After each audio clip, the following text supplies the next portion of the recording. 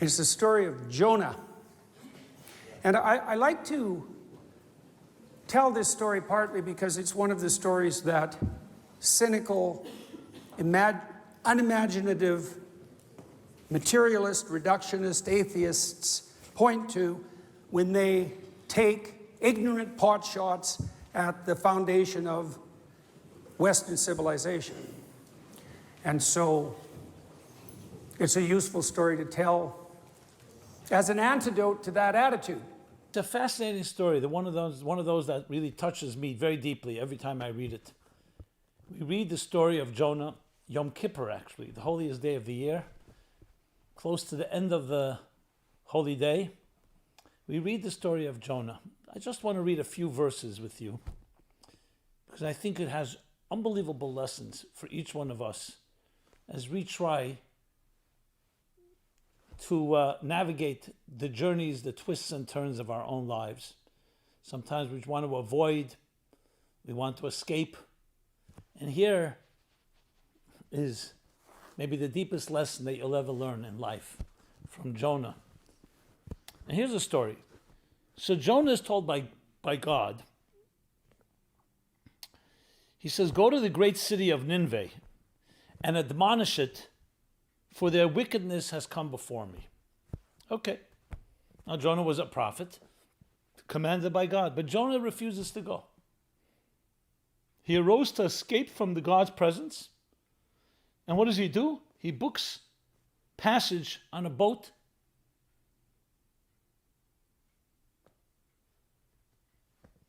Thinking he can escape God and escape his mission. The story continues that God brought on a mighty storm, a wind over the sea and a fierce storm, and the ship began to totter, seemingly about to break up. The sailors were frightened, and they cried, and each one cried out to his God. They cast out various items from the ship to lighten its load, hoping to preserve and salvage whatever they can.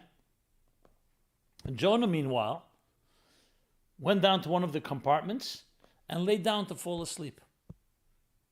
And he fell asleep. The captain approaches him and says, how can you sleep so soundly? We're all suffering a storm. We're at the risk of dying here. This is life and death here.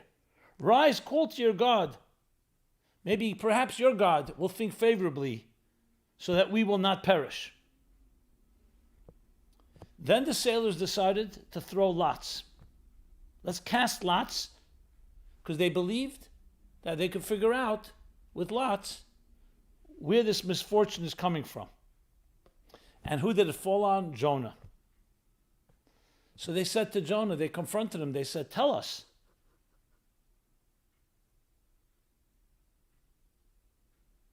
What is your occupation? Who are you? Why has this misfortune come upon us because of you? And he answered, I am a Jew, and I fear God of heaven, who made the sea and the land, because he realized that you can't escape God even at sea. The men were seized with great fear, and they said to Jonah, what have you done? Because they understood and they heard from him that he had run away, tried to escape God's command, God's mission to him. And then they said, what shall we do with you? So the sea may calm down. Now that you've exposed it, you've revealed that you're the cause of it, what shall we do with you? And here, listen to this line. He said to them, take me and throw me into the sea, and the sea will calm down for you. For I know that it is because of me this great storm is upon you. The men did not want to do so.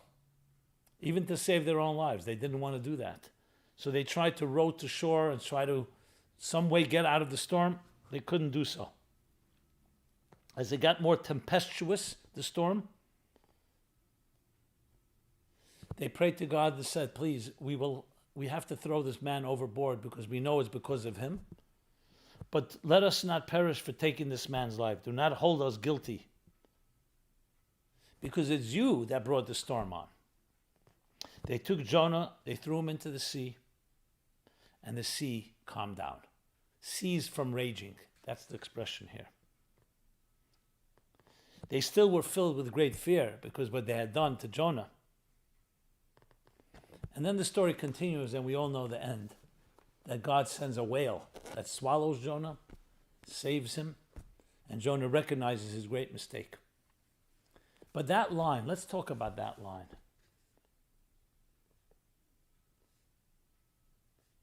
I know that because of me, this great storm is upon you.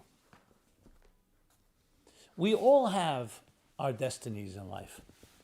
We're all sent to this world on a mission. Don't ever forget that. Whether we ignore it, whether we embrace it, whether we're distracted, we have a mission.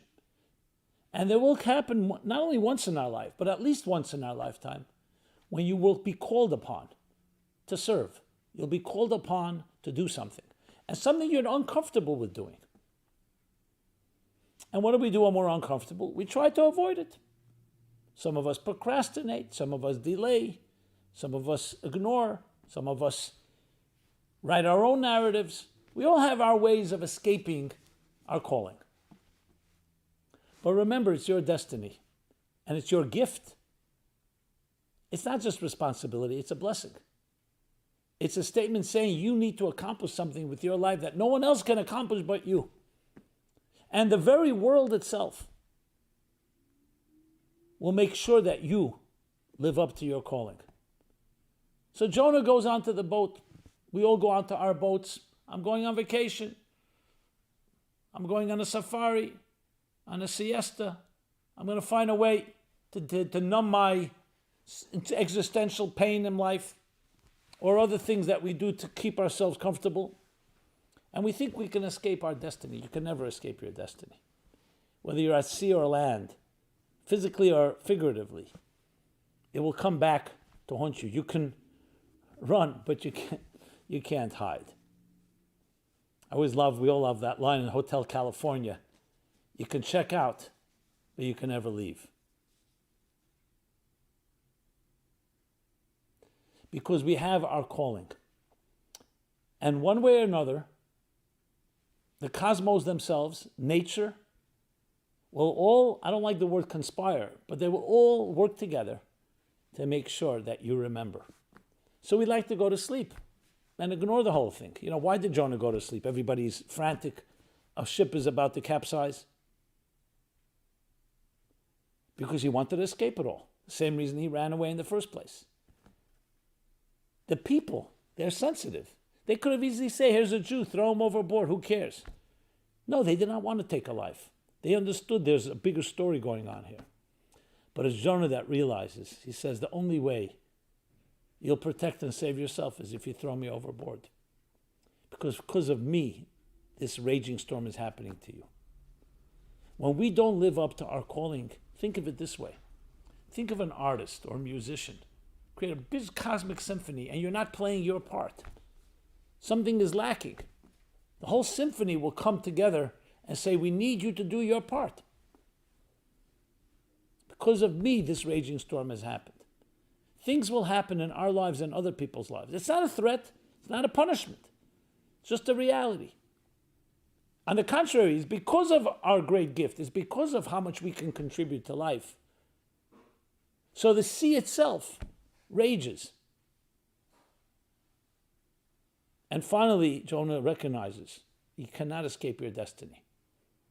We all have a calling. And if you don't fulfill your calling, something will give. Something will come back to haunt us.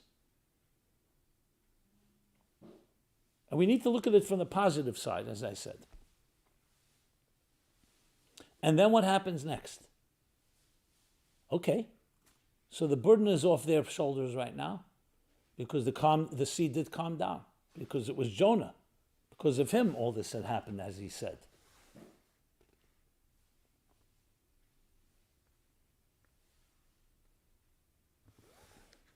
So the storm calmed down.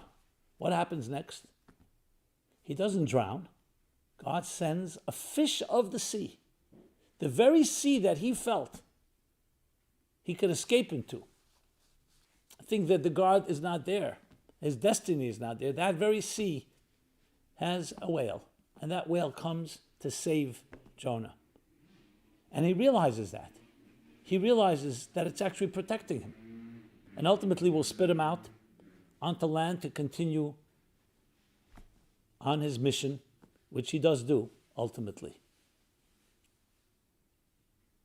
And what's the story connected to Yom Kippur, connected to this time of year, connected in general to our lives? It's the story of forgiveness.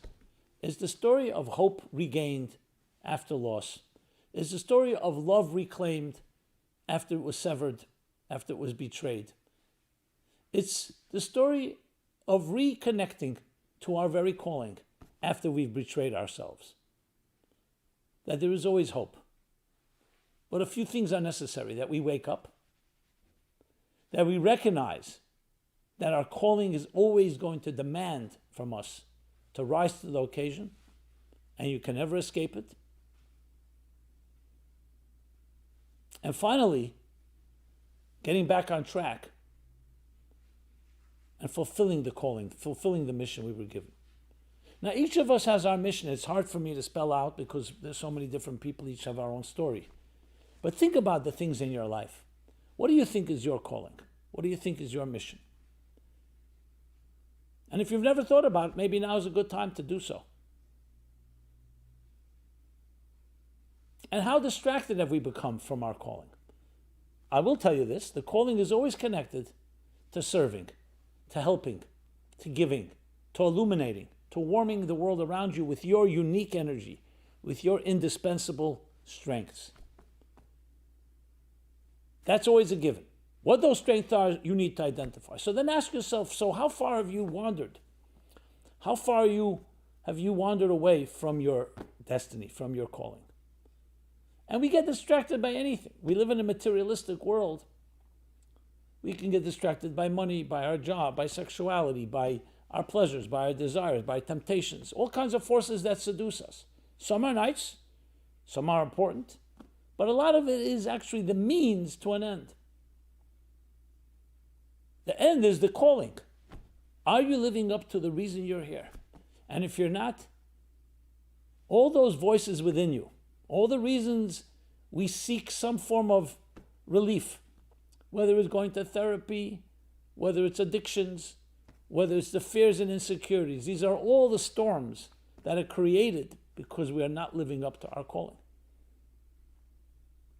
You know, you take a machine, a computer, a smartphone, an appliance, and you don't use it what it needs to be used, ultimately it'll break down and you'll probably destroy it. Here it goes a step further. It won't get destroyed. It will keep talking back to you and saying, you're not living up to what you need to live up to. Do something about it. So it may be a storm in the form of a physical storm, it may be a spiritual storm, it may be a psychological and existential storm. But we will all have some consequence because it's your very calling that behooves you, that beckons you to do something about it. And it's actually our inner spiritual immune system that is saying, hey, wake up. If God forbid something is physically wrong medically with a human being, you want to know about it. You want a red light to go on. You want pain. Even though nobody wants pain, but pain is a warning signal that something has to be done. Imagine we didn't feel pain and our nerves were all numbed. What would happen? It would be the worst possible scenario. So what we need to know is look for the signs. Don't go to sleep. Look for the signs, the voices. And sometimes they're voices of anxiety and of insecurity and of fear, of discomfort. Those are the signs that are there to wake you. Hey, you've betrayed yourself. You're not on course. You've gone off. So it's actually those signs that we hate most that are the ones that are really our lifesaver. And don't be afraid, because the very sea that was raging ends up saving him. A whale will be sent your way, most likely not a physical whale, but some person some experience, some encounter will come and redeem you. I remember an individual years ago coming to my classes. And he was a very interesting person, very intelligent, very handsome young man. He had money, he had whatever he wanted, to be honest. And he was quite busy with his own indulgences. And he told me he went on vacation to Hawaii. Where he would indulge every year, few times a year. He had his girlfriends there, he had whatever he had there. Yeah, I think he had a second home there. Anyway, what do you think happens?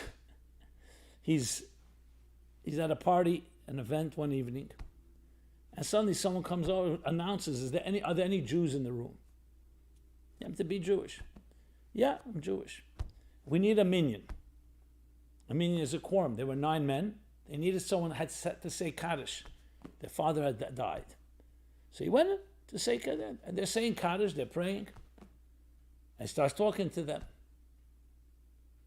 He starts getting to know who some of the people are. He met someone who he had known many years ago as a friend.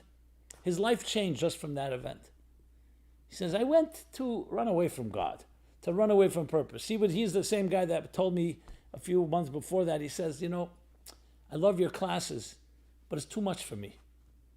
It's too serious. It's too much about purpose in life. I have a lot of more years. I'm a young guy. I'm swinging around. I have a lot of fun. I have no time. I can't. Your classes haunt me. I go to sleep at night. I have a conscience. I feel guilty. What am I doing with my life? So he said to me, with all respect, because I love your class so much, I can't come. I can't come. Because it's just making my life uncomfortable. I smiled, Several months later, he shows up one evening, and I said, without mentioning names, I said, there's someone who actually made me feel great because I'm making him miserable. This is the first time I made someone miserable that I feel so good about. They're coming to this class. Anyway, here is a while later, he's in Hawaii, and he can't escape his destiny. It changed his life, not in any way that some type of hocus pocus. He saw something. That anywhere I go, there's a certain reason I'm here. He helped out this guy later. They became friends. They went into partnership. It was a music business. And the point being was, it just reminds me of the story of Jonah.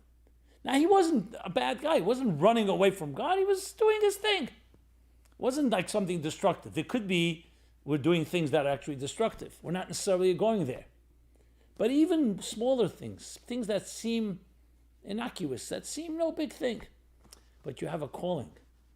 The whole world is waiting for your calling. And if there's a storm out there or in there, ask yourself, is it because of me? Not to blame ourselves, not to blame yourself, but to wake you up. To wake you up. And when you have that cognizance, when you have that higher consciousness about life, things happen that will help you grow. Yes, a whale will come. Somewhere, something will help you, propel you, will help you move forward and navigate properly. Because it is about higher consciousness. Jonah was escaping a higher state of consciousness. For whatever reason, he was uncomfortable, he felt he'd be not successful. There are many different reasons given. But you can never escape your destiny, and you can never escape your higher consciousness. Now, this can be between people as well. You may have hurt someone, and you're avoiding it. Maybe it's time to say, you know what, let me call that person and say, I hurt you. I'd like to ask your forgiveness. You don't know what kind of things happen when you take responsibility, when you're accountable, when you don't just bury it, when you don't just cover up, when you don't numb it and ignore it. That's the story, my friends. So I hope each of us can use this story of Jonah and the whale, as an opportunity of how to reclaim our destiny, to reclaim your calling, to reclaim your greatest gift, the reason, raison d'être, the reason that you are here. Thank you. Simon Jacobson, Meaningful Life Center. MeaningfulLife.com is our central website where you can find this and many other programs, similar messages, ideas, very different ideas, a wide array of different topics that all talk about our psycho-spiritual lives, how to find deeper meaning in our life, how to be happier people, how to fulfill and realize our dreams and aspirations, and above all, the reason why we're here. Please, love to hear your thoughts, your comments, feedback, and please share with others. I believe this is a message every person on earth has to hear. I hope you agree. So please share it. Be well and be blessed. See you shortly again soon.